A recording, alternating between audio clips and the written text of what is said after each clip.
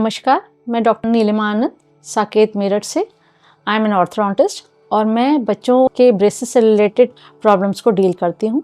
मैं कुछ टिप्स आपको बच्चों के दांतों के बारे में दूंगी। देखिए, दो सेट्स होते हैं, सब जानते हैं, एक तो मिल्क टीथ और एक परमानेंट टीथ। तो मिल्क टीथ का भी हमारे को उतनी ही केयर करनी है, बल्कि ज़्यादा केयर करनी है। क्यों? क्योंकि वो परमानेंट टीथ को सही पोजीशन में आने के लिए गाइड करते हैं। तो इनमें सबसे पहली बात तो ये है कि बच्चों की ब्रशिंग का ध्यान रखें, दोनों टाइम ब्रश करवाएं।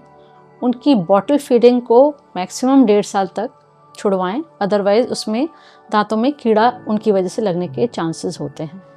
अगर बच्चों के दांतों में कीड़ा लग गया है तो उसको नेग्लेक्ट ना करें, क्योंकि ऐसा नहीं है कि वो टूट जाएंगे तो दोबारा आ जाएंगे, ऐसी हमारे में मिथक हैं। लेकिन अगर बच्चों के दांतों में कीड़ा लग गया है तो उनकी सफाई करके फिलिंग करवाएं। कई बार ये कीड़ा लगने से दांतों का स्ट्रक्चर इतना ज़्यादा डिस्ट्रॉय हो जाता है कि सिंपल फिलिंग से काम नहीं चलता। तो ऐसे केसेस में कैप्स आती हैं, प्री फैब्रिकेटेड कैप्स आती हैं अलग अलग साइजेस में, वो हम उन बच्चों के दांतों में लगा देते हैं। ये आगे के दांतों के लिए भी होती हैं और पीछे के दांतों के लिए भी होती हैं, जिससे कि बच्चों को खाना खाने में कोई प्रॉब्लम ना हो। तो अगर बच्चों के दांत अगर कैविटीज़ लगने से जल्दी झड़ जाएंगे, कई बार ऐसा होता है कि इतनी ख़राब कंडीशन हो जाती है कि हम उसे फिलिंग भी नहीं कर पाते और कैप भी नहीं लगा पाते और नहीं हमें निकालना पड़ता है।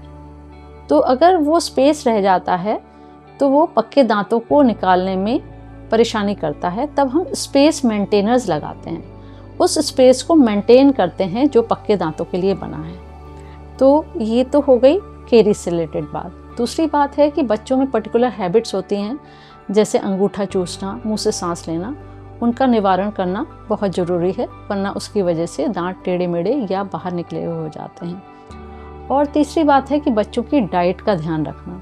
बच्चों की डाइट का बहुत ध्यान रखना चाहिए, जिससे उनके दांतों और जबड़े का सही तरह से डेवलपमेंट हो।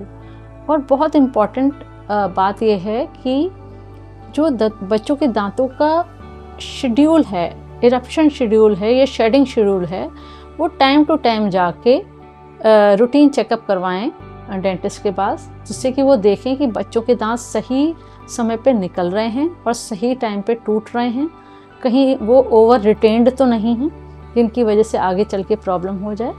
तो उसका आपको रेगुलर डेंटल चेकअप ज़रूर करवाना चाहिए।